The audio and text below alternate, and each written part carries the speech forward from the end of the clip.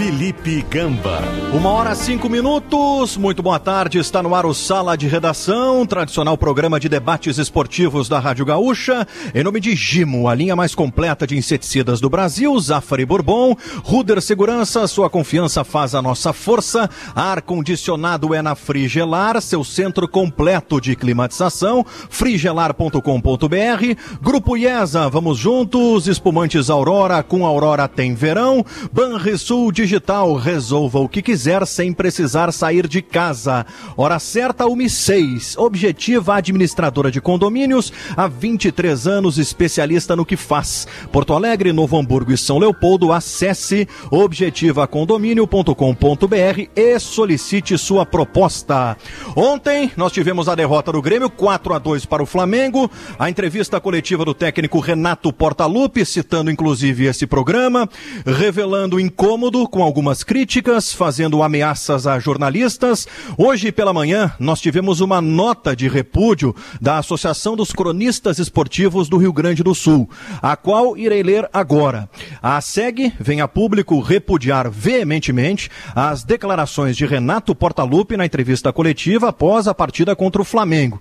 Na supracitada entrevista, o técnico gremista incitou que em futuras coletivas pode citar nomes de cronistas que, segundo Renato, falam besteira. Mais à frente, a nota diz o seguinte: também desagrada a ASEG o modelo de entrevistas coletivas com perguntas gravadas e selecionadas adotada pelo clube. Esta maneira de conduzir as entrevistas não está à altura do Grêmio e nem do seu presidente Romildo Bolzan Júnior no trato com a imprensa. A nota finaliza dizendo o seguinte: a ASEG se solidariza e presta apoio aos cronistas que exercem seu trabalho e atualmente, mais do que nunca, são um elo entre os torcedores e os clubes. Vamos lutar para que atos como esse não tornem a ocorrer e os jornalistas possam atuar com liberdade e segurança de que necessitam para bem realizar o seu trabalho, assina a nota o presidente da SEG, Alex Bagé. Davi Coimbra. Eu sei que eu fui, todos sabemos, né, que eu fui um dos jornalistas citados, não nominalmente, mas indiretamente pelo Renato. Quando ele fala das críticas, se refere obviamente ao Sala de Redação. Ontem eu havia feito críticas ao futebol do Grêmio, né? E compreendi que muito daquilo que o Renato falava era para mim. Bom, a respeito disso, a gente tem que entender o seguinte: a crítica que eu fiz, como todas as críticas que nós fizemos no Sala e temos feito na RBS, elas aconteceram sem nenhuma pessoalização. Eu até nem citei o nome do Renato, para falar a verdade. Não houve pessoalização, houve crítica ao trabalho, houve crítica ao desempenho, aos resultados, né? Críticas que inclusive são feitas pelos próprios jogadores do Grêmio. Eu citei ontem o Maicon, né, que admitiu que o Grêmio vem jogando mal, disse, a gente não pode tapar o sol com peneira, tal, aquelas coisas, admitindo que o Grêmio realmente estava jogando mal, e todo mundo sabe que está. O Grêmio não tem um bom rendimento, e já faz tempo. Eu entendo que o Renato se incomode com críticas, até porque ele está mais acostumado a elogios. Eu mesmo fiz muito mais elogios ao Renato do que críticas. Muito mais. Eu cheguei a dizer que o Renato deveria ser o técnico da seleção brasileira em certo momento, né? E entendo que as pessoas não gostem de críticas, entendo que as pessoas fiquem incomodadas quando são questionadas, só que essa crítica que foi feita, que eu fiz, e que outras pessoas estão fazendo também, são críticas, a meu ver, procedentes. O Renato diz assim, pessoas que falam besteira. Pode ser realmente que eu fale besteira? Muitas vezes eu falo besteira. Agora o Renato tem que entender que essa besteira, se ela é dita, se eu estou errado, se é uma bobagem, ou se eu não entendo de futebol, como ele diz, ou de qualquer outro assunto, mesmo assim, quando eu me manifesto dessa forma, e eu sei que todos vocês também, eu me manifesto com honestidade. Quer dizer, é aquilo que eu realmente penso. Eu não estou dizendo isso porque eu gosto ou desgosto do Renato, eu até gosto do Renato. Ou gosto ou desgosto do Romildo, conheço pouco o Romildo, mas sei que ele faz um excelente trabalho administrativo e financeiro na condução do Grêmio, embora ultimamente no futebol não se possa dizer o mesmo, né? Então, quando o Romildo e o Renato acertam, ou outros profissionais acertam, a gente elogia. O Renato nunca se manifestou quando eu escrevi páginas e páginas laudatórias ao desempenho dele e até ao caráter dele. Nunca se manifestou. Também não queria que ele se manifestasse, não é isso que eu estou esperando, né? Mas assim como vem o elogio, vem a crítica.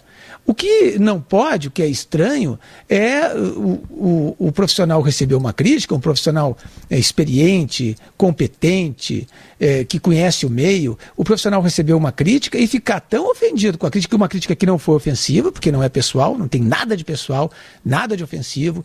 Não estou dizendo que o Renato é incompetente, ao contrário, o acho competente. Não estou dizendo que ele é mau caráter, ao contrário, o acho ótimo caráter. Tá? E quando o profissional recebe uma crítica ao seu trabalho, porque de uma forma ou de outra está tendo problemas, ele ameaça o crítico. Ele não apenas tenta desabonar o crítico, esse trabalhinho de vocês, como ele disse, como ameaça o crítico. Isso aí está abaixo do tamanho do Renato. O Renato é uma estátua no Grêmio. O Renato é o maior ídolo do clube, é um dos maiores jogadores e técnicos da história do futebol brasileiro. Isso está muito abaixo do que é o Renato, na verdade.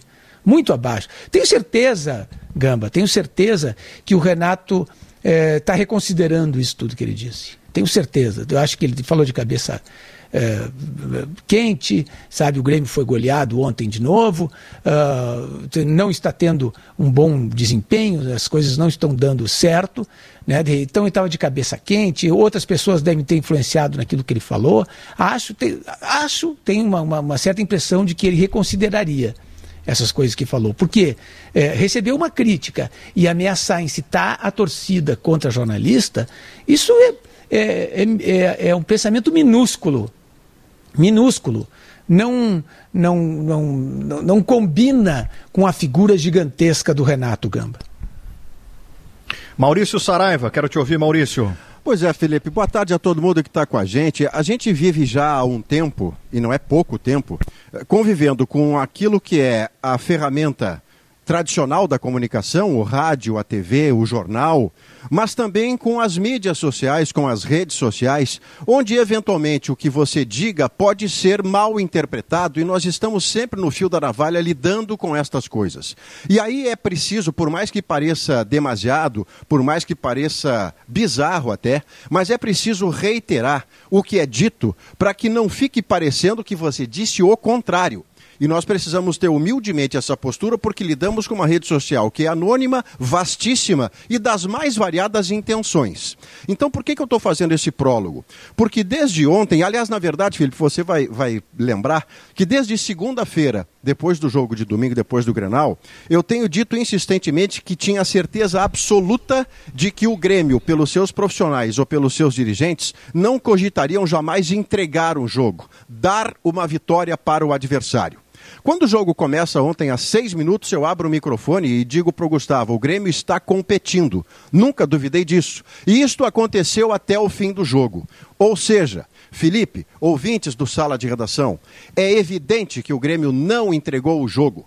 É evidente que o Grêmio não perdeu de propósito, porque lá existem homens, dirigentes com dignidade pessoal, profissionais com dignidade profissional, que não submeteriam esta dignidade a uma vilania dessas, a uma baixeza dessas. Então, o Grêmio não entregou jogo, ninguém faria nenhum esforço por entregar, seja dirigente, treinador ou jogador de futebol, porque eles lidam com as próprias carreiras, eles lidam com o seu futuro. O Grêmio perdeu porque vem jogando pouquíssimo futebol e este é o grande assunto sobre o qual Renato Portaluppi não falou ontem. E tampouco Paulo Luz, o vice-futebol. O Grêmio joga pouco futebol faz tempo. Se você quiser relembrar recentemente, o jogo contra o Fortaleza, o jogo contra o Palmeiras, onde era para ter sido goleado no primeiro tempo e escapou, o jogo contra o Atlético Mineiro, o Grenal, onde o Inter foi superior 2/3 da partida, e ontem contra o Flamengo, tomando o quatrilho que levou. Magoou muito o gremista. Outros gremistas se deram o direito, não sei se brincando ou se falando sério, de comemorar o resultado porque supostamente atrapalha o Internacional. Mas nas minhas redes sociais, que eu respeito muito, entrou uma quantidade enorme de gremistas, Felipe, para dizer que não gostava do que estava vendo. E não só da derrota para o Flamengo, não está gostando do futebol que o Grêmio está jogando. Ou se você preferir, que o Grêmio não está jogando há tanto tempo. Guerrinha, por que o Grêmio vem jogando tão pouco, hein, Guerra? E aí a preocupação maior do torcedor, porque ali na frente tem uma decisão de Copa do Brasil. E pelo cenário atual do Campeonato Brasileiro, vaga direta na fase de grupos vai ter que vir através desse título da Copa do Brasil, Guerra. A coisa complicou muito com essa derrota para o Flamengo, né? Bom, por que o Grêmio está jogando muito menos do que jogava? Primeiro, os adversários descobriram a forma do Grêmio jogar. Segundo, o Grêmio teve, e o ano foi atípico não só para o Grêmio, o ano foi atípico para todos, algumas lesões que interferiram diretamente no desempenho do time. Por exemplo, o Maicon. O Maicon jogou muito menos de um tempo para cá do que estava acostumado a jogar.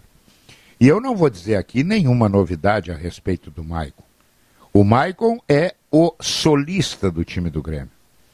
Basta a gente olhar um pouquinho recentemente para ver os 2 empates que o Grêmio obteve, um deles contra o Palmeiras, que ele entrou e botou a bola no chão, e depois naquele jogo que aqui contra o Atlético Mineiro, que até ele deu um depoimento muito emocionado no final, dizendo que fazia de tudo para jogar, mas não estava conseguindo. Ali o Grêmio melhorou com a entrada do Maicon. E o Maicon não tem conseguido jogar. Ele é o grande esteio do Grêmio. Outra coisa, eu acho que o Grêmio precisa ter um plano B de jogo. O Grêmio joga sempre do mesmo jeito. Encantou, surpreendeu, foi merecidamente elogiado, ganhou títulos. Sim, tudo isso é verdade.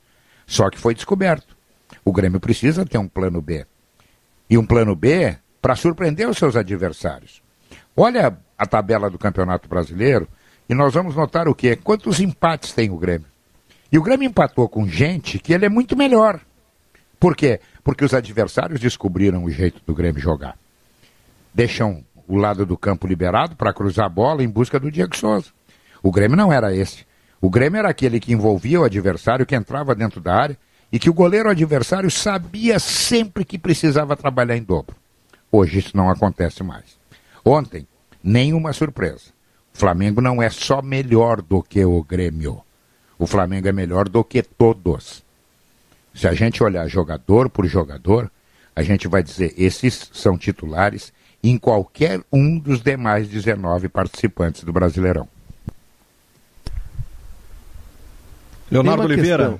Tem uma questão, Gamba, tudo bem, tem uma questão e ela é preocupante, à medida em que no domingo o discurso foi da arbitragem, foi qualquer outro discurso, e não foi o Grêmio olhar para dentro de si.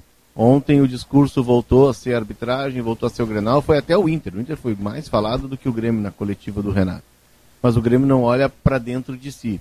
Né? O Grêmio tem problemas, o Grêmio passou por um processo de reformulação. O Grêmio trocou metade do time e pelo menos um terço do grupo é novo. Né? O Grêmio contratou muito. Depois daquele 2019 lá do Flamengo, o Grêmio implementou um processo de reformulação para alongar a sua onda, o seu ciclo. Não conseguiu dar liga. E a gente precisa discutir por que o Grêmio não dá liga. O Grêmio tem um centroavante que ele tem feito gols, é verdade, mas a contribuição dele no processo coletivo de marcação de saída, de iniciar lá na frente o combate, ela praticamente não existe, até pela questão física dele. O Grêmio tem um meia que não é um jogador que tenha na explosão muscular, na grande velocidade, a sua virtude, mas é um jogador que precisa ser potencializado na sua qualidade técnica, na capacidade de passe. E o Grêmio fez isso ali atrás, primeiro com o Roger, depois com o Renato, com o Douglas. E o Jean-Pierre pode ser sim um novo Douglas, mas para isso tem que ter um processo coletivo. O Grêmio tem um time que, tirando, vamos pegar o time base, tu tira Matheus Henrique, PP, Jean-Pierre e Alisson. São 4 jogadores com menos de 29 anos. O restante, a partir do Diego Barbosa, é quase sub-30, sub-40. Então, assim, tem discussões que o Grêmio precisa fazer, e eu fiquei com a impressão no domingo de que era uma manobra diversionista. Ontem, inicialmente, sim, mas aí se repete o mesmo discurso. Ou seja, o Grêmio está olhando para fora e não olha para dentro. E tem uma final de Copa do Brasil para chegar. E hoje o Grêmio já é ameaçado no G6, porque o Fluminense está nos calcanhares dele. Ficou 16 partidas sem perder no Brasileiro, mas eram 7 empates. Então o Grêmio precisa olhar para dentro de si e parar de olhar para fora.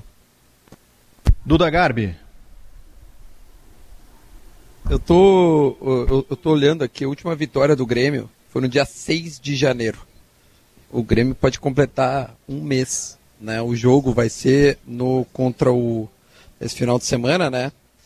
O Grêmio joga nesse final de semana, me ajuda, pelo amor de Deus. Curitiba? Contra o Coxa, né? Contra o Coxa, se não me engano, é? Domingo. É isso aí, contra o Coxa, né?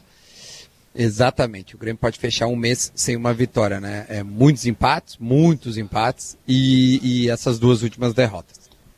Ontem o Grêmio jogou, e o Guerra falou um negócio que eu concordo, o Grêmio não me surpreendeu. Eu já vinha falando aqui no Sala que o Grêmio não ia ganhar o jogo, eu já sabia disso. E não é porque a torcida, ou interessava a torcida a derrota, não. O Grêmio não ia ganhar o jogo porque realmente o Grêmio vem jogando mal. E ontem ele jogou mal de novo um tempo, ou o tempo suficiente para ser derrotado. O Grêmio, quando joga bem, ele não consegue manter um padrão que faça com que quando ele jogue mal, seja suficiente para ganhar. Ele sempre joga pior a ponto de conseguir perder ou empatar o jogo. Vocês entenderam o que eu quis dizer? É difícil do Grêmio conseguir fazer a vitória suficiente, ou 2 gols, abrir 2 gols, por exemplo, e sair vencedor. O Grêmio não tem conseguido isso.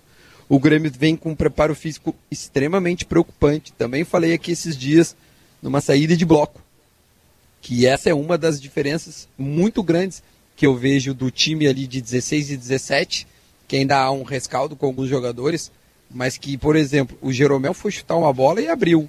Não estou dizendo agora essa última lesão, a penúltima lesão, que o deixou fora por um mês. O Diego Souza ontem comprou uma falta e sentiu. Eu não sei, eu não acho isso normal, eu acho que isso eu não me lembro de verdade, assim, que há um clube que tenha tamanhas lesões, assim. Eu acho que a preparação física do Grêmio tem que ter um sinal amarelo aí, tem que ter atenção a alguma coisa acontecendo. A preparação física do Grêmio em todos os jogos. Mas o Grêmio ele melhora no segundo tempo, isso é preparação física. Não, acho que a qualidade aumenta, né? E aí o Grêmio consegue fazer o resultado, ao menos aqueles 2 empates. Então isso me preocupa. A entrevista coletiva, afora as coisas que o Davi já colocou e pontuou, onde foram quase que diretamente a ele, eu gostaria muito, de verdade, assim, de ouvir, entender como o Renato pensa algumas coisas de jogo. Isso eu ainda não consegui ouvir e fico muito curioso quando termina um jogo e eu vou para a coletiva. Mas isso não é de agora. O Renato já tem esta prática de não comentar a respeito do jogo. E por mais que eu respeite ele é sim o meu maior ídolo e é muito complicado tu aqui falar em relação a um cara que tu tem uma admiração, mas sim, eu posso criticá-lo em relação a isso. O Renato não me explica quando o Grêmio joga mal. E eu gostaria muito de saber. Mas sabe o que é pior, Duda? É que quando vem a explicação, ainda que ela seja muito superficial, ela apenas raspe o jogo. Houve um momento ontem em que, olha, foi o momento mesmo do todo da entrevista, não deve ter dado 5%, mas houve um momento em que o Renato tenta explicar o jogo, e aí, se eu sou gremista, eu fico muito apavorado, muito assustado. Porque na explicação do Renato, o Flamengo acha, abre aspas, o Flamengo acha o primeiro gol, depois acha o segundo e depois acha o terceiro. Mas como é que faz um time para achar 3 gols em 9 minutos sem que o adversário dê qualquer tipo de resposta? E da vírgula disso vem uma expressão que eu imagino, se fosse gremista, não suportar mais ouvir, que é que o time do Grêmio deu mole. Não, o Grêmio tem de agora em diante uma missão. Olhar para dentro de si, e parece não estar fazendo isso, porque quem está falando parece acreditar no que diz, e ver de que maneira consegue melhorar para a decisão da Copa do Brasil. E a melhor notícia é, mesmo no cenário sombrio, mesmo com esse diagnóstico sombrio que estamos fazendo, porque é o que o Grêmio nos mostra em campo, há tempo suficiente para uma remontagem emocional, para para um sprint em termos de condicionamento físico, visando diretamente a decisão em 2 jogos, para que se recupere jogador protagonista, feito o PP, que até não jogou ontem, feito o Jean-Pierre, que fez uma atuação indefensável ontem, feito o Maicon, que não consegue jogar, que o Grêmio consiga, para os próximos dias, no máximo 15 dias, colocar esses jogadores e a mentalidade do grupo inteiro a favor de uma decisão. Maurício. Isso é possível, Duda. Parece impossível, mas é possível sim. Diga. Não, eu falei Maurício para eu entrar na fila para falar. Não, por favor. Acho que é possível também, tá? Acho que é possível também. Acho que o Grêmio tem que torcer amanhã e muito pro Palmeiras ser campeão, para ter tempo suficiente para conseguir se reorganizar a ponto de enfrentar o Palmeiras. A gente não sabe como o Palmeiras poderá vir, né? Eu só sei que quanto mais distante, melhor. Eu tô falando bem sério. Perfeito. Quanto mais distante essa final acontecer, melhor pro Grêmio. Portanto, amanhã, gremistas, torçam para o Palmeiras, para o bem do Grêmio. É melhor que o Palmeiras seja campeão para essa data sem dúvida ser nenhuma, posterior, tá? Esse é o primeiro ponto. Inclusive tira um pouco do elan, daquela vontade de ganhar do Palmeiras. Claro, também. Isso é relativo, Também. mas que tira, né? Pensando em termos de Grêmio, né, Davi, olhando para si, acho que esse distanciamento é importante. E acho também que sim, o Grêmio vai ter que se fechar entre ele, né, no seu vestiário e entender o que está acontecendo de uma forma urgente. Usar esses jogos do Brasileirão como eles realmente são, da importância que é, porque acho que o G4 realmente ficou muito difícil, porque os 4 que estão na frente, eles lutam pelo título e eles não vão nem pensar em olhar para trás e deixar qualquer tipo de margem. Ou seja, o Grêmio não briga, mas acho que não alcança mais o G4, tá? Eu acho que o Grêmio vai pegar a 5ª vaga, certo? Então é algo que sim, preocupa a maneira com que o Grêmio está jogando, e nesse momento eu torço muito mais por um distanciamento, por uma remobilização e reorganização do que qualquer tipo de outra coisa. Assim. Acontece que o Grêmio, como vou repetir um pouco daquilo que eu falei ontem, daquelas críticas, eu acho que o Grêmio faz tempo já que ele não consegue cumprir aquilo que ele promete, né? O Guerrinha até disse uma grande verdade, que é o seguinte: o Grêmio, pela imagem que tem, pelos títulos que conquistou, pelos jogadores que tem também, até pelo seu próprio técnico, tudo que o Grêmio tem feito, o Grêmio é aquele time que entra numa competição sempre como um dos favoritos, né? E o que tem acontecido com o Grêmio nas competições são fracassos graves, sérios, ou goleadas, viradas quase inexplicáveis, né? Um time às vezes amassado pelo adversário, pressionado de uma forma às vezes constrangedora, como aconteceu na final do Gauchão contra o Caxias, né? Isso tudo tem acontecido. Agora, para se entender o que está acontecendo de errado, qualquer pessoa, nós aqui, o ouvinte, o Grêmio, qualquer time de futebol, do Inter, etc., ele tem que entender que as coisas estão erradas. Se não entender que as coisas estão erradas, não vai consertar o erro. Não vai consertar o erro. Então, se achar que o erro é uma invenção, ou uma maledicência, ou uma malícia da crítica, o erro não vai ser consertado. Por isso que esse tipo de posicionamento do Grêmio, ele é preocupante, porque o ideal seria o seguinte: olha, realmente as coisas não estão bem, nós vamos nos fechar aqui, nós vamos nos remobilizar, nós vamos ver como é que as coisas estão sendo feitas, vamos consertar os nossos erros e vamos fazer tudo para ganhar a Copa do Brasil. Agora, tu só consegue fazer isso se tu entender que está errando. Porque se tu não entender que tu está errando, tu não te corrige, né, Maurício? E ontem, só rapidinho, eu tô indo ao teu encontro, né?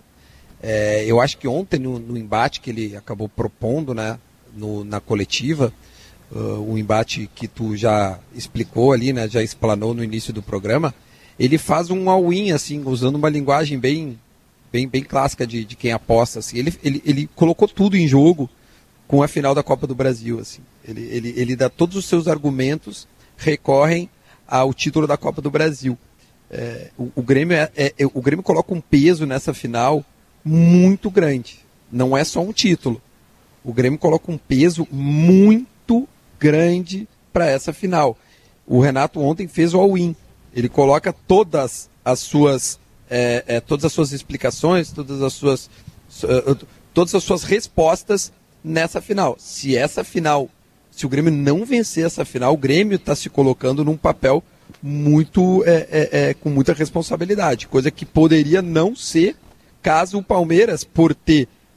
eu estou torcendo o Palmeiras, né? Que o Palmeiras venha campeão até do mundo, o Grêmio poderia entrar muito mais tranquilo. Não, o Grêmio está se colocando uma responsabilidade enorme agora. O Duda, é que nessa sexta-feira nós jornalistas, num debate como Sala de Redação, que é um canhonaço no Brasil inteiro, agora são 13h30, se nós teríamos duas opções por fazer numa sexta-feira depois do jogo que o Grêmio perdeu e da coletiva desastrosa que o Renato deu.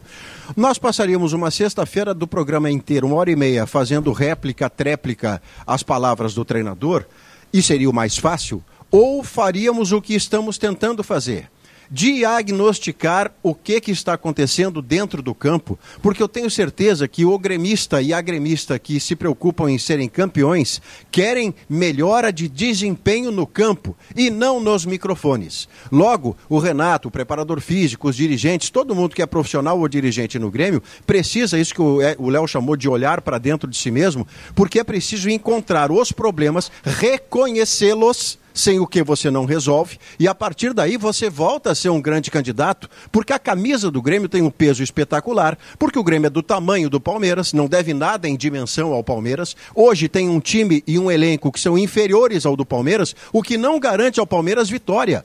Porque cansa de acontecer, de por estratégia, uma equipe superar aquela que lhe é superior em termos técnicos e ser campeão ou eliminá-la. O Grêmio tem esse desafio, que é trabalhar para melhorar desempenho, ao invés de ver fora os problemas que estão dentro. Sabe, Maurício, no discurso do Duda, Davi, no discurso do Duda a gente capta bem, o Duda como torcedor, né, do Grêmio, como cara identificado, a gente capta bem o que é a realidade do Grêmio. O Duda tá chuleando que o Palmeiras amanhã no Maracanã ganhe do Santos, que o Palmeiras vai ficar inebriado pelo título da Libertadores e vai buscar o Mundial, também, né?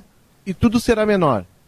O Grêmio hoje, a gente está falando que ele é sexto colocado, mas o Fluminense está encostando, ou seja, o Grêmio que era protagonista, o Grêmio que disputava títulos, o Grêmio que, se tivesse passado pelo Santos, teria feito história ao estar na quarta semifinal de Libertadores seguida, hoje ele não depende de si, ele já está dependendo de efeitos colaterais, de jogos secundários, para que a situação dele melhore. Essa é a realidade do Grêmio. Eu sei que o Gamba vai chamar o intervalo dentro de tem um tempinho ainda, Davi. Né? Tem um tempinho ainda. Não, mas é isso que o Maurício está propondo, de a gente ver, por exemplo, do que o Grêmio precisa, olhando assim para a escalação, para as coisas como estão acontecendo ali, né? A gente vê assim que o Grêmio tem um problema na zaga para resolver, porque ainda não conseguiu uma boa substituição para o Jeromel. Eu sei que substituir o Jeromel é tarefa árdua, mas não conseguiu ainda. Eu acho que talvez o Tonhão ainda não esteja pronto para assumir uma tarefa dessas, tá? Ele precisa reconstruir esse meio de campo, porque ninguém está jogando bem no meio de campo. O que já está jogando melhor é o Lucas Silva. O Lucas Silva é quem está jogando melhor. O Mateuzinho está jogando muito mal, o Jean-Pierre está jogando muito mal, o Maicon, ele mesmo diz, ainda não tem condições totais para jogar. O PP, não sei se recupera. O Diego Souza machucado. O Alisson também não está rendendo, não é exatamente o atacante dos sonhos do Grêmio. Então ele tem muita coisa para fazer durante esse tempo aí, muita coisa na qual se concentrar para resolver, para remontar esse time. Tem tempo ainda. Vamos supor que o Santos ganhe, tá? O que eu até acho que o Santos tem mais condições de ganhar. Tá? Vamos supor que o Santos ganhe, a decisão é em 15 dias, é isso? Decisão da Copa do Brasil. Se eu não me engano, é no dia 11 e no dia 17. 11 o primeiro jogo, se o Palmeiras for vice da Libertadores. Se o Palmeiras for vice. Então, em 10 dias, né? Seria em 10 dias. 10 dias, 11 dias. 13 dias, fiz a conta aqui. Quase 2 semanas, né? 2 semanas é um tempo razoável para reconstruir um time. Não para reconstruir um time, mas para remobilizar, fazer com que esses jogadores se concentrem nessas 2 partidas que lhes faltam, né? A própria decisão faz isso, né, David? Desculpa te interromper o teu pensamento, mas né, tu jogar uma final já é uma remobilização, mas às vezes as coisas não estão andando em termos de grupo, assim, o coletivo. Então ele tem esse tempo para reorganizar o coletivo, porque por motivação não existe maior, né? Mas aí, Duda, tem um outro lado, que se o Palmeiras perde o título para o Santos, a Copa do Brasil vai ser o único caminho que o Palmeiras ganhe. Palmeiras, é isso que eu tô dizendo. Buscar a vaga direta. Porque o Palmeiras hoje está 5 pontos. Ele está 5 pontos. Por isso que eu insisto, Léo, Eu sei que é óbvio que existe a chance do Santos ganhar, é evidente. Mas por isso que eu insisto no Palmeiras vencer os benefícios que traz. É a data, não a desmobilização, que ninguém vai jogar desmobilizado. Mas enfim, o cansaço de uma viagem ao Catar e voltar, eu acho que tem muito mais benefícios ao Grêmio uma vitória do Palmeiras. É o que eu acho, assim, por cima, pelo menos. 1h35, sala de redação aqui na Gaúcha, recadinho aqui da Steel, ó. Todo jardim é feito de histórias, de inspiração e principalmente de cuidado. Por isso a Steel desenvolve as melhores ferramentas para você ter conforto, praticidade e desempenho para cuidar desse espaço da melhor maneira. Cadastre-se e ganhe um cupom de R$100 de desconto para você levar para casa produtos de jardinagem. E ainda tem condição especial de pagamento. Linha de lavadoras e roçadeiras em até 6 vezes sem juros. São muitas ofertas. Não perca, acesse ofertas.steel.com.br, confira, intervalo e a gente já volta com sala de redação aqui na Gaúcha. 1h38, de volta com sala de redação em nome de Gimo, a linha mais completa de inseticidas do Brasil, Zafari Bourbon, Ruder Segurança, sua confiança faz a nossa força, ar-condicionado é na Frigelar, seu centro completo de climatização, frigelar.com.br, Grupo IESA, vamos juntos, espumantes Aurora, com Aurora tem verão, Banrisul Digital, resolva o que quiser sem precisar sair de casa. Recado aqui da Fida. Não é um restaurante italiano, mas tem massa fresca todo dia. Os silos de argamassa Fida são posicionados em pontos estratégicos do canteiro de obras e agilizam a produção e o transporte de massa para toda a obra. Isso é otimização de produtividade, diminuição do desperdício de materiais, racionalização do canteiro e a economia de mais de 600 sacos de papel a cada abastecimento. Quem usa uma vez, usa sempre. O silo Fida é a massa fresca todo dia, para obras inteligentes, rápidas, simples e ainda mais sustentáveis. Entre em contato e solicite já o seu. Bom, posso te contar uma coisa para ti? Eu sei que tu estava falando em massa e a massa é diferente. Vamos lá, Guerrinha. Mas uma perguntinha, o Julinho não mandou nada? Pois é, pintou cartão aí, Maurício? Eu não estou entendendo do Julinho. O que há com o Julinho? O que eu sei, do Julinho não temos nada ainda, mas eu imagino que o Julinho esteja numa expectativa extraordinária que está mais da metade ou metade de Caxias do Sul. Porque hoje nós temos uma noite por desfrutar, e que a Rádio Gaúcha inclusive vai colocar com transmissão, de um Juventude dependendo só de si. E ao depender de si com uma vitória simples de qualquer natureza, ele está dependendo, Felipe, do melhor quesito que ele tem dentro do Brasileirão, que é o ataque. Para você vencer, precisa fazer gol. Para fazer gol, você precisa de um ataque competente. E o ataque mais competente da Série B do Brasileirão é o do Juventude. Então, se a responsabilidade da missão não pesar, não vergar nas costas dos jogadores, eu tenho a impressão de que amanhã, no Globo Esporte, e segunda-feira no Sala de Redação, nós vamos tratar com muita alegria do acesso de um time que recém subiu da C para B e que está sendo competente o suficiente para subir imediatamente da B para A. Que coisa. E que vai mudar um faturamento, foi dito isso aí no Esporte ao Meio-Dia, né, pelo Eduardo, que está lá em Campinas junto com Juventude, sobe de 6 milhões atuais, que é a verba que recebe, para próximo de 30 milhões. Olha como muda a vida, hein? Nossa Senhora. Eu conversei ontem com o presidente do Juventude, eu já estava em Campinas. Ele me dizia assim, não passa o tempo, eu já estou aqui em Campinas e não chega a hora do jogo. E o que eu achei muito seguro, muito bem planejado tudo que o Juventude está fazendo. E o Juventude confirmando o acesso, ele já tem pronto um projeto na gaveta para que o Juventude erga em seu CT, que o Juventude tem 4 campos, erga em seu CT uma estrutura capaz de abrigar todo o departamento de futebol, fisioterapia, uma academia, departamento médico, tudo agregado ali. O que o Juventude faz hoje? O Juventude vai para o Jacone, os jogadores se apresentam no Jacone, sobem num ônibus e vão treinar no CT, voltam para o Jacone. Então o Juventude sabe que para sobreviver na Série A, que para ter sucesso na Série A, ele vai precisar de uma estrutura.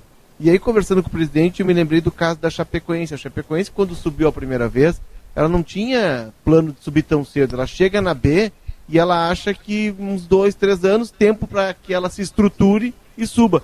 E o Chapecoense sobe no primeiro ano e ela tem que sair em busca, o Gilmar Dalpozo era o técnico, e de um CT, aluga um espaço próximo de Chapecó, numa parte mais fora de Chapecó, para ter um CT digno, né, capaz, porque a Série A exige essa estrutura. O Juventude já está bem avançado nisso, porque ele já tem, do tempo da Parmalat, ainda uma estrutura no Jacone, ele vai melhorar o Jacone, mas é um primeiro passo para essa nova realidade que o Guerra disse. O Juventude tem um orçamento de 8 milhões na Série C, dobra para 16 na Série B, e possivelmente ele vai ter de triplicar ou quadruplicar esse orçamento para poder dar conta do novo mercado em que ele vai viver, porque o mercado hoje que ele contrata é da Série B, são jogadores de padrão de Série B, com salários de Série B.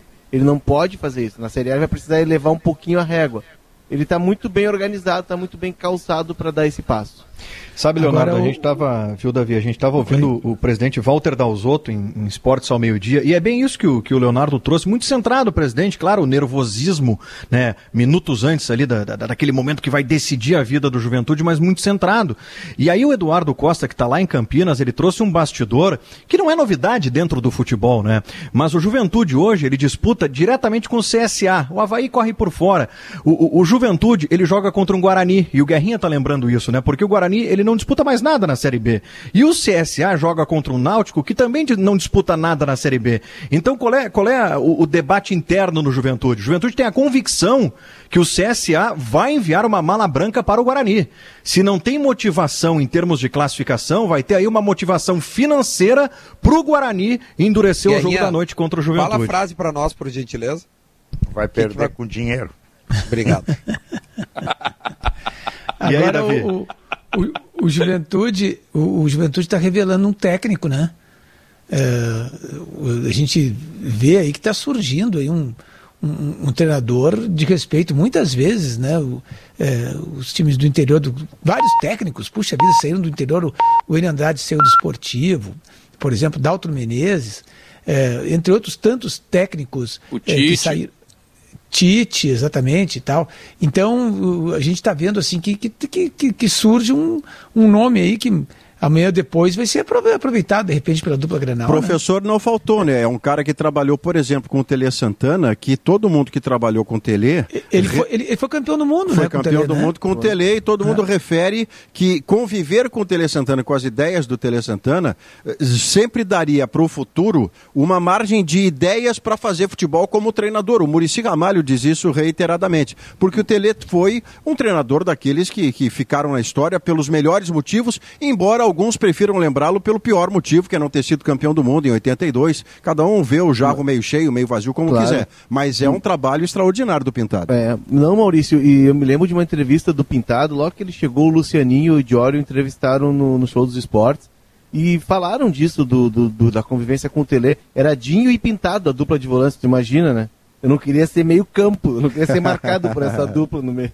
Eu não queria estar no time adversário. Era um time muito forte. Era um time muito forte. O São Paulo Futebol Clube foi um fenômeno, né? A gente pode dizer assim, dos clubes brasileiros, claro que houve vários clubes brasileiros com grandes times, né? Todos os 12 grandes clubes brasileiros, mas o São Paulo teve um momento de hegemonia no futebol brasileiro. Ele foi tricampeão do mundo. Né? Mas aí, Davi, passa por aquilo que eu falei do Juventude estar pensando da forma correta e investir na estrutura. O São Paulo dá esse salto, porque o São Paulo nos anos 90, além do CT que foi desenhado, o Tele desenhou o CT, ele que bolou o CT do São Paulo. Eu já estive lá, todos nós já tivemos a oportunidade, é um absurdo. O CT do São Paulo tem 30 anos, né? Dos anos 90, 30 anos. E o São Paulo também investiu muito agora em tecnologia de São Paulo, né? Ele investiu em tecnologia de recuperação de jogadores. Então o São Paulo tinha um equipamento que depois a URGS tinha aqui, os clubes da dupla Grenal final dos anos 90, início dos anos 2000, eles usavam, era o Cybex, que tu mapeava o jogador. Então o São Paulo tinha esse equipamento e ele conseguia prever lesões, conseguia mapear o jogador. Então o São Paulo estava um passo à frente dos demais. E aí juntou qualidade técnica e juntou um gênio como o Tele. Sobre o Pintado, só para completar, nessa entrevista ele revela que além do Tele, Quando ele jogou no Cruz Azul do México, e o Pintado foi tão bem lá no Cruz Azul que depois ele voltou para ser coordenador técnico, depois de aposentado. Ele saía para jantar com ninguém menos do que o Menotti. Eles tinham amigos em comum e o Menotti estava trabalhando no México. Então ele disse, olha, com frequência eu saía com o Menotti, a gente conversava a noite toda sobre futebol. Tanto tem Vanderlei Luxemburgo, com quem ele trabalhou no Bragantino, tu tem Menotti, tu tem Tele Santana, aí é do cara absorver ou não quem está passando o conhecimento, né? 9h30 hoje, com transmissão da Gaúcha, o jogo do Juventude contra o Guarani de Campinas, jogo que pode recolocar o Juventude na elite do futebol brasileiro, Juventude que foi rebaixado em 2007. Bom, a gente falou bastante, né, no bloco anterior sobre o jogo do Grêmio contra o Flamengo, agora Guerrinha, Flamengo nunca esteve fora da luta pelo título. O que a gente acompanha agora é que esse Flamengo volta com força a essa luta pelo título com confiança, hein, Guerra? Ele é o maior inimigo do Internacional neste momento. E acho que será até o final da competição. Né? Porque eu vejo o futebol de uma forma, talvez um pouco diferente da maioria. Né? Muita gente dá importância a projeto, dá importância a centro de treinamento, dá importância à preparação física, que realmente tem lá a sua importância. Mas nada é mais importante do que uma coisa chamada qualidade. Olha o time do Flamengo, vou dizer de novo. Qual dos jogadores do Flamengo não jogaria em outro time da Série A? Qual? Alguns reservas, né? Guerrinha, alguns reservas. Alguns reservas também. Essa é a dúvida que nós temos. O centroavante reserva do Flamengo talvez seja o melhor do Brasil. Ele estava na seleção esses dias, o centroavante reserva estava na seleção. Então é um time de muita qualidade. O que estava acontecendo com o Flamengo? Isso eu não sei. Não sei. Se era picuinha de vestiário, se era briga de beleza, se era desacerto do Ceni. Agora, a qualidade do Flamengo ela é indiscutível. O Flamengo não é melhor só do que o Grêmio. O Flamengo é melhor do que todos. Tem o melhor elenco da América do Sul, Guerra. Claro. É um elenco que passa por cima, só que se atrapalhou, credo, né? E agora, o Flamengo, mesmo tendo um confronto direto com o Internacional, pode não ser suficiente para chegar ao título. Porque se o Inter fizer a sua parte, o jogo com o Flamengo é um jogo que vai diminuir 3 pontos se o Flamengo ganhar, mas não mexe na primeira posição da tabela. Nesse então vai depender do Inter. Nesse cenário, Guerra, o Inter, assim, considerando... Eu vou colocar um cenário agora de projeção de curto e médio prazo, porque há um elemento muito curioso na disputa de Inter e Flamengo pela conquista do título. Eles têm até o fim do campeonato os mesmos adversários e se enfrentam diretamente.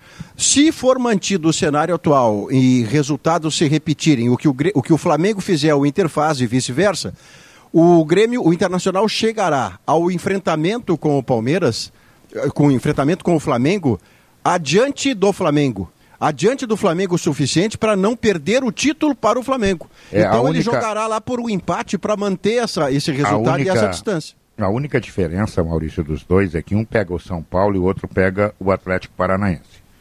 E eu vou ser aqui, que eu sou meio apurado, né? Eu não sou touro, mas eu sou meio apurado. Eu acho que o jogo-chave do Internacional é na Arena da Baixada. Teoricamente, claro. Vai lá, o Inter apanha do Bragantino, a coisa fica horrorosa. Né? Mas eu estou falando teoricamente. O Atlético Paranaense, aonde o Flamengo dias atrás perdeu, pode permitir ao Inter, pela tranquilidade que o Atlético adquiriu, e o Atlético não é candidato a Libertadores, não vai dar tempo, né, mas é candidato sim e muito provavelmente estará na Sul-Americana, já sem aquela responsabilidade toda, fazer com que o Inter volte de lá com um resultado que não é fácil de ser obtido. Se o Inter se der bem na Arena da Baixada, olha, meu amigo, eu acho que o Flamengo vai ter que se contentar com o vice-campeonato. Agora, se o Inter perder para o Atlético, aí a chapa esquenta para o lado do Colorado.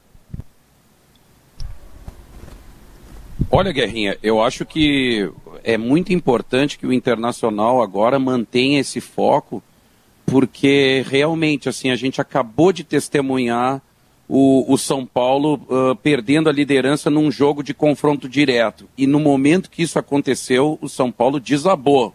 Né? O São Paulo, eu acho que, na verdade, o São Paulo começou o desabamento na semifinal contra o Grêmio mesmo. Ali o São Paulo já deu indícios de que o trabalho estava desmoronando mesmo, e a partida contra o Internacional tomando 5 gols dentro do Morumbi, isso dizimou de vez as condições do São Paulo, embora ele ainda esteja com 58 pontos, a mesma pontuação do Flamengo, mas eu falo animicamente, assim, o grupo de jogadores e tal, tem condições de voltar? Eu acho difícil, eu acho que a probabilidade é bem baixa que o São Paulo consiga se mobilizar para essa reta final. Mas, Rafael, pegar esse seu gancho, o jogo de Flamengo e São Paulo, que na verdade é São Paulo e Flamengo, que é no Morumbi... E é o último, o último. Para efeito de candidatura ao título, alguém atrapalhará alguém vai enterrar o outro. E mais um detalhe, Maurício. Exatamente. Ele pode ser de aspirações ao título ao Flamengo e de confirmação de G4 para o São Paulo, dependendo do que acontecer com o São Paulo. Pela queda do São Paulo é bem possível.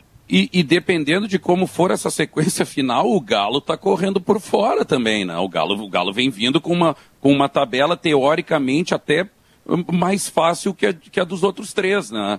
Então, quando vê, né, essa reta final realmente vai pegar fogo, mas o Internacional, ele tem que manter o foco para esse domingo contra o Bragantino, porque a chegada de um grupo de qualidade que nem a do Flamengo, a chegada, tô olhando pelo retrovisor e vendo, né, a Ferrari encostando, pô, bicho, isso aí é motivo de preocupação. Mas Malenotti, o Inter pela vantagem que ele tem, tá? Se o Inter fizer os 9 pontos em casa, ele vai a 71. Sim. O Flamengo teria que fazer 14 pontos para passar o Inter. Em 18. 14 pontos em 6 jogos daria 4 vitórias. E tem o Atlético regional por jogar. O Flamengo pega o Vasco. O Flamengo pega o Vasco, Guerra. Mas tem que pensar jogo a jogo. O Atlético Mineiro, eu agora estou indo para os números e graças a Deus ele me deu esse dom de dominar bem essa área.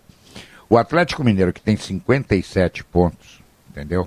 Faltam 6 jogos. Eles fazendo os 18, o que é improvável. Ninguém vai ganhar 6, né? É muito complicado. Pode, mas é improvável. Ele vai a 83. Não, vai a 75. Ele tem 57, ele vai a 75, exatamente. Isso. Tá, aqui eu anotei errado. 75. Não, o único que pode chegar a 80 é o Inter. Se o Inter ganhar os 18, chega a 80. O Internacional que tem 62, se o Internacional fizer 14 pontos, e eu estou botando aqui 14 pontos, incluindo que esse jogo contra o Atlético Paranaense seja um jogo decisivo. Bragantino, Sport e Corinthians. O Corinthians de férias na última rodada, todos eles no Beira-Rio. Teoricamente, vamos deixar claro, quando a bola começa a rolar é uma outra conversa. São 9. Tu faz 3 contra o Atlético, são 12. 12 é 74. E tu fica pelo Vasco. No clássico regional com o Flamengo também tem Vasco. Isso, mas é diferente o ânimo, né? Sim. O Vasco contra o Flamengo comendo a grama e talvez contra o Inter nem tão assim motivado, porque o adversário pode ser campeão e a rivalidade existe. Sabe como é que é? Então, esse jogo contra o Atlético Paranaense me parece, e eu volto a dizer teoricamente, o divisor de água. Mas tem que ser jogo a jogo. Tem que ser jogo a jogo, porque tem que se pensar assim, né? Se o Inter, por exemplo, perder para o Bragantino, aí fica um ponto do Flamengo. E o Flamengo ganhar, aí complica tudo. Aí fica um ponto do Flamengo. Então, cada jogo tem que ser medido agora, né? É um bom debate, Davi. Bem pouquinho, né? É um bom debate. Vamos seguir depois do intervalo comercial. Prometo que na volta passo a palavra para ti, Davi Coimbra. Intervalo comercial, notícia na hora certa. E a gente já volta com Sala de Redação aqui na Gaúcha. 2h03, de volta com Sala de Redação, hora certa especial. Objetiva Administradora de Condomínios há 23 anos, especialista no que faz. Porto Alegre, Novo Hamburgo e São Leopoldo. Acesse objetivacondomínio.com.br e solicite sua proposta. Gimo, a linha mais completa de inseticidas do Brasil. Zafari Bourbon. Ruder Segurança, você já sabe, né? Sua confiança faz a nossa força. Ar-condicionado é na Frigelar, seu centro completo de climatização, frigelar.com.br. Grupo IESA, vamos juntos. Espumantes Aurora, com Aurora tem verão. Banrisul Digital, resolva o que quiser sem precisar sair de casa. Davi Coimbra, LG. Leite Gaúcho, tradição e qualidade desde 59. LG patrocina o teu chimarrão. Tá rolando um mate aí, Davi? Um mate com leite, já disse que eu faço essa composição. Ela funciona. Davi Coimbra, é jogo a jogo. Aliás, ontem terminaram os asteriscos na classificação do Campeonato Brasileiro. Momentaneamente, né? Porque em seguida eles voltam já. É verdade. Eu tenho a impressão de que mesmo que haja, digamos, possibilidade de percalços, percalços vão acontecer, tenho certeza, porque não, é muito difícil que o time do Inter mantenha assim, vitórias e sobre vitórias até o final do campeonato, alguma coisa vai acontecer. O problema é que os adversários também vão ter percalços. O Flamengo ontem teve uma grande atuação contra um Grêmio desanimado no segundo tempo. O Grêmio voltou do intervalo recuado, né? deu campo para o Flamengo, e o Flamengo podendo atacar, né? Com aquele meio de campo móvel, trocando bola, né? Acabou fazendo aquilo que a gente viu. Acho que foi o narrador da partida, num dos gols, chegou e disse assim, gol de videogame, ele disse. Era o Gustavo Villani, né, no Premier. Isso, gol de videogame. E foi um gol de videogame. Parecia assim que os jogadores do Grêmio estavam pregados, enquanto os jogadores do Flamengo faziam linha de passe. Né? Isso não vai acontecer de novo, porque o Flamengo vai encontrar outros adversários mais motivados. Então, esse desempenho, e inclusive depois disso, depois da história do gol de videogame, o Flamengo ganhando de 4, aquela coisa toda, os comentaristas disseram, não, é a melhor atuação do Flamengo dos últimos tempos. Foi a melhor atuação do Flamengo dos últimos tempos porque pegou um time abatido. Eu acho que o Maurício está certo, o Grêmio não entregou o jogo, são profissionais, não tem isso de entregar o jogo.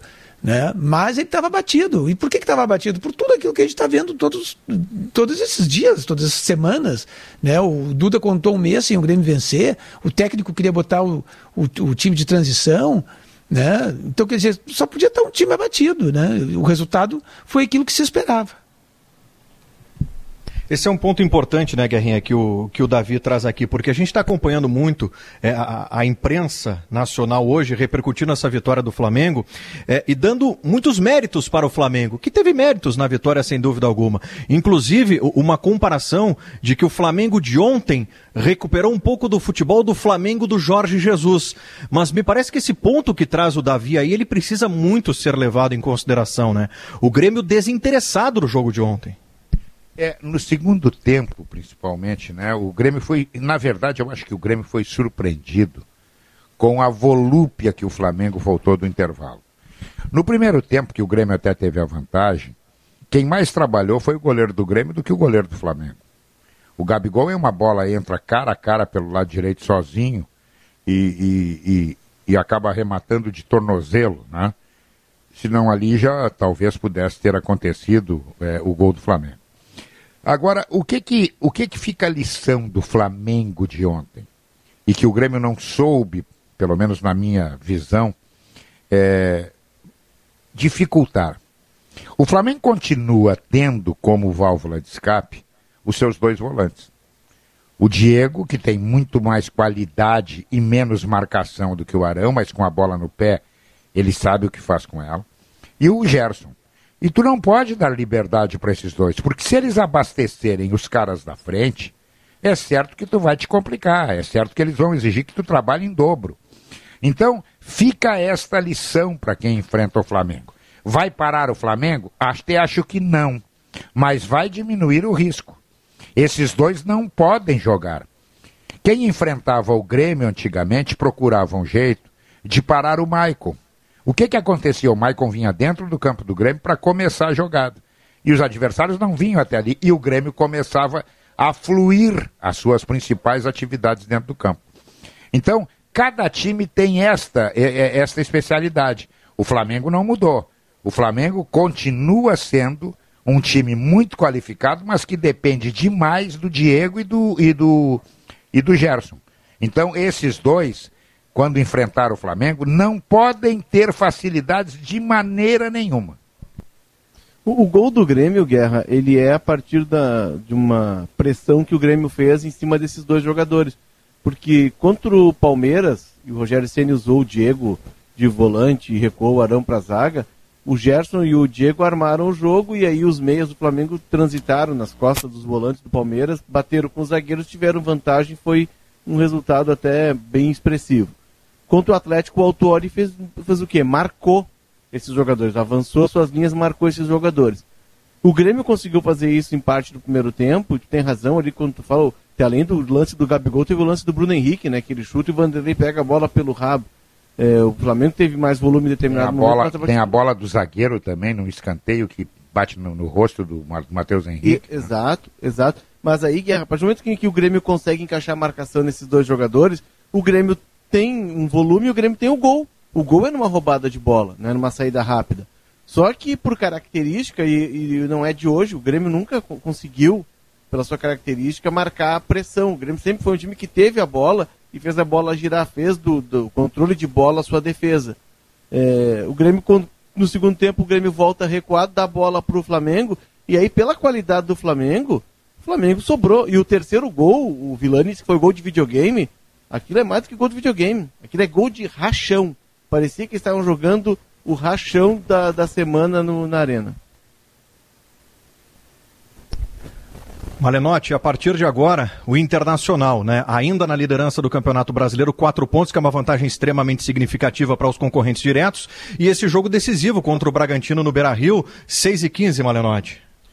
Olha, Gama, tu sabe que o torcedor, a gente né, até fala assim, não me importo tanto com futebol, o que acontecer, tá tudo certo. Mas o torcedor apaixonado, assim, que eu faço parte dessa legião imensa, né? Não é bem assim que funciona, né? No comecinho da semana ali, pós o Grenal, eu comecei a enxergar com mais clareza, assim, essa possibilidade do Inter realmente vir a conquistar um título depois dessa fila de 41 anos, né? É muito difícil, então eu tava com dificuldades, assim, para dormir, assim, eu realmente fiquei que nem o Guerrinha, né? Estudando números e tal, apavorado, né? De noite na cama tu fazia cálculos, é isso que tá me dizendo? Isso, que nem a música do Erasmo, aquela clássica, de noite na cama. Tem coisa melhor do que isso? Não precisa nem... Não precisa banho, não precisa nada. Não, claro, fica só fazendo assim, cálculos. A mulher, e tal, olha, o que né? tu tem? Não, eu tô pensando aqui na tabela do campeonato, nos jogos atrasados, é isso? E aí, cara, só hoje de manhã que eu consegui dormir um pouquinho mais. De lá pra cá só hoje? Cara, que eu tava acordando cedo e tal, né? Tipo assim, eu acordava e ficava pensando assim, mas será que a Covid vai pegar a turma do Bragantino e eles vêm desfalcados? Cara, eu tô criando todas as teorias possíveis. Tu ainda te agarra nessas imponderabilidades, cara, é isso? Exatamente, cara. É a hora do torcedor irracional, que não quer saber da razão, né? Mas acho que essa vantagem... Tem um vídeo da TV Argentina, Malenotti, é espetacular, no YouTube dá pra procurar. Na Argentina tem o promédio, né? Que é a média dos últimos 3 anos e aí define os rebaixados. E aí é um torcedor que a mulher dele tá falando com ele e ele só pensa assim, promédio, se eu ganhar domingo, o outro time perder. Aí ele começa a fazer cálculos. Aí ele vai no mercado, olha o iogurte, vê o preço. E assim, mas esse preço... E ele passa o tempo todo assim, o Malenotti, esse torcedor, dá pra fazer um vídeo com o Malenotti pensando na matemática do Inter. Cara, eu tô que nem aquele filme Uma Mente Brilhante, que não é o meu caso, né? Mas tipo assim, só vendo números assim no ar, assim. E felizmente esses números, no momento, são muito favoráveis ao Internacional, né? Então, realmente, assim, o Internacional tá andando com as próprias pernas, o Internacional é o único time que realmente só depende dele para conquistar esse título, e é assim que eu tô me sentindo, né? Realmente... como eu falei anteriormente ali, olhar pelo retrovisor e ver a Ferrari do Flamengo se encostando perto, ela é preocupante. Mas, por outro lado, a gente sabe que o nosso motor está bem ajustado, o Abelão realmente conseguiu fazer com que o grupo se unisse de uma maneira que até então não tinha sido, já tinha se perdido, né, no meio desse percurso todo. Então realmente eu acho que essa partida do Bragantino ela vai ser fundamental, assim como eu concordo com o Guerrinha, né? Eu acho que a Arena da Baixada ali vai ser o grande divisor de águas para realmente essa imagem do Inter campeão ficar mais cristalina na minha mente e as minhas noites e as minhas madrugadas serem todas em claro até o jogo com o Flamengo e com o Corinthians. Mas esse jogo de domingo é um jogo extremamente perigoso, porque o time do Bragantino... Exato. Ele não tem pressão, ele joga sem pressão, não tem torcida, é um projeto de longo prazo contratou, investiu pesado. Foi o time que mais investiu na Série A, foi o Bragantino para esse ano, né? Contratou jogadores jovens, por exemplo, do Atlético, ele buscou o Alejandro e o goleiro Cleiton, que até que tem falhado muito, mas está jogando. O reserva é o Júlio César, que foi campeão mundial pelo Corinthians. Mas o Bragantino tem um time que estava jovem... falhando mais. Júlio César está falhando ainda mais, Léo. Mas é um goleiro mais experiente, estava no acesso, né? Inclusive, esse foi um problema, né, Maurício? Que teve no início do campeonato e que o Bragantino precisou resolver, né? No caso, a empresa que gere o clube. Porque os jogadores que subiram formaram um grupo e vieram os que foram contratados a peso de ouro. E aí ficaram 2 grupos no vestiário. Os caras que roeram o osso lá atrás e os caras que vieram por bom salário e com preço alto. Mas é interessante ver o que o Bragantino está fazendo. Por exemplo, ele foi no Bahia e buscou o Eric Ramírez, que foi destaque ano passado do Bahia, estava no Basel. Ele buscou o Alejandro, ele tem o Jean Hurtado, que é um venezuelano jovem que estava no Boca. É um time jovem que amadureceu com o campeonato e que, claro, encontrou suas peças. Tem um técnico jovem, um cara que conseguiu desenvolver um trabalho, tanto é que já está se falando nele para assumir o Botafogo, para tirar o Botafogo dessa enrascada, né? O Botafogo pensa em sair e voltar para a Série A partir de um projeto de longo prazo com o Maurício Barbieri. É um time jovem que vem sem compromisso. E tem, para mim, o craque do campeonato, que é esse jogador, o Claudinho, né? Que está jogando uma barbaridade e vai tomar logo o caminho da Europa. Muito bem, 2h15, marcou o sinal da Gaúcha há pouco, falamos do Grêmio, do Internacional, do Juventude, há pouco a gente estava fazendo uma projeção aqui da matemática do brasileiro, vou fazer o seguinte, o intervalo comercial aqui no Sala... Falamos até do Julinho. Cadê o cartão do Julinho? Vamos fazer um intervalo comercial aqui. Eu só quero avisar o Julinho que eu não mudei de endereço. Segue o mesmo. Numa dessas ele acha que eu mudei.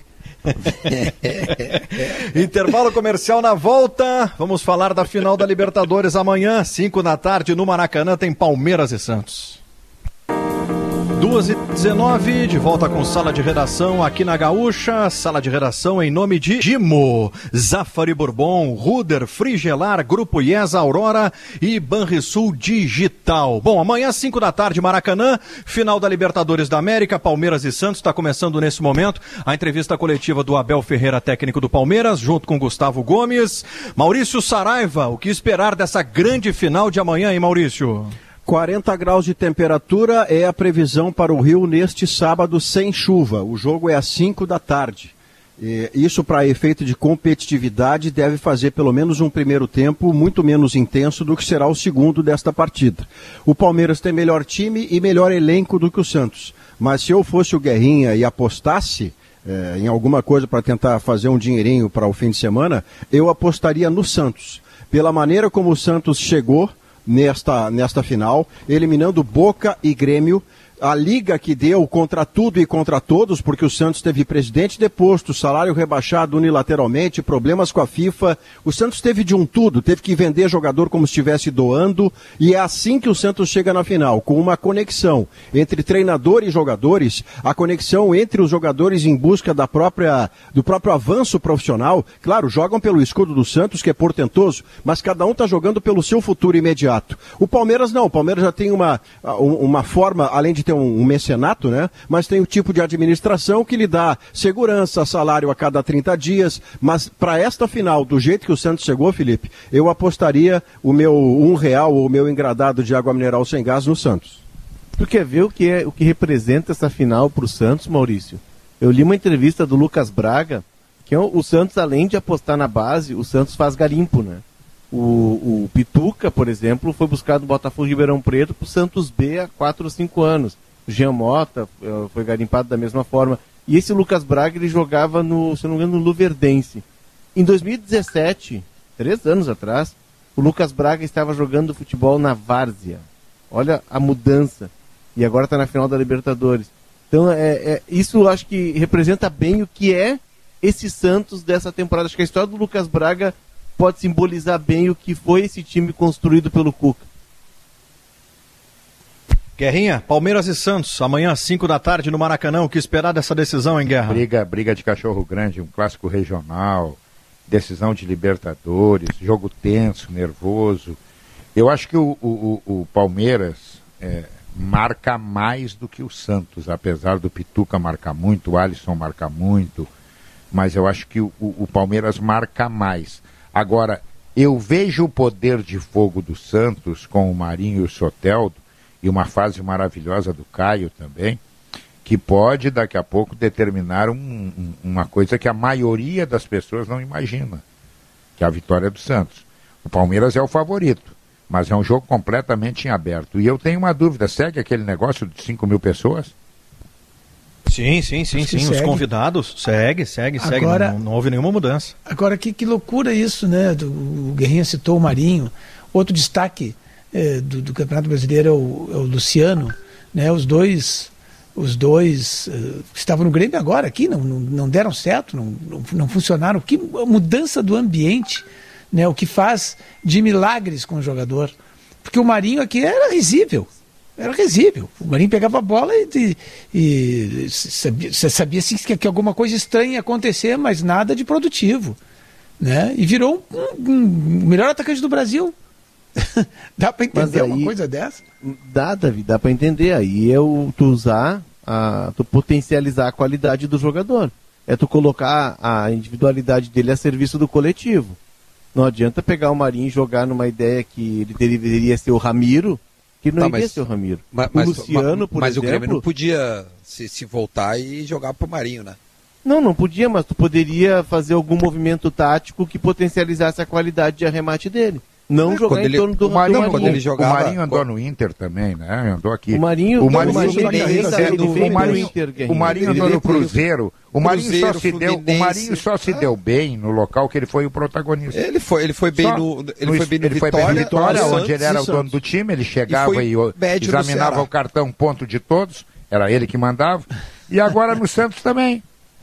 Em todo lugar que ele é uma mais, ele não rende. Tem jogadores tá certo, ele não podia assumir esse papel no Grêmio. Tipo assim, se o Grêmio para tudo que tá fazendo para jogar pro Marinho, bom, aí eu desço do ônibus. Mas eu não disse que o Grêmio tem de parar tudo para jogar pelo Marinho. O que eu disse é, daqui a pouco tu tem um jogador que tem uma potencialidade e tu colocar o coletivo para que favoreça ele, e em vez de encaixá-lo numa ideia que tu tem pronta, aí é diferente. Vamos pegar o Thiago Galhardo no Inter. O Thiago Galhardo chega pro Inter como uma alternativa. O Thiago Galhardo veio do Ceará e o Thiago Galhardo virou um jogador de seleção do Inter. Por quê? Porque soube se explorar a qualidade dele, a leitura de jogo dele, o arremate. Tem que muitas vezes pegar um jogador, e eu vou te falar, só para completar, Duda, vou te falar, tá faltando isso pro Jean-Pierre também. De pegar o Jean-Pierre e fazer com que o coletivo favoreça a qualidade técnica dele. O Luciano não encaixou no Grêmio porque ele não era um jogador que se encaixava na ideia de jogo do Grêmio. O Luciano é um cara que joga de segundo. Deixa eu te dizer, o Galhardo ele jogou muito bem, mas olha só, eu não sei, se vocês quiserem me corrigir, beleza. Mas eu acho que não acharam a posição dele por querer. Acho que foi sem querer. O Galhardo ele caiu como centroavante sem querer. Verdade. Ninguém olhou e disse assim, esse cara vai ser meu centroavante porque joga muita bola aqui, vamos explorar. Não, o Galhardo acabou o centroavante e por mérito dele, ele conseguiu. Então, exatamente.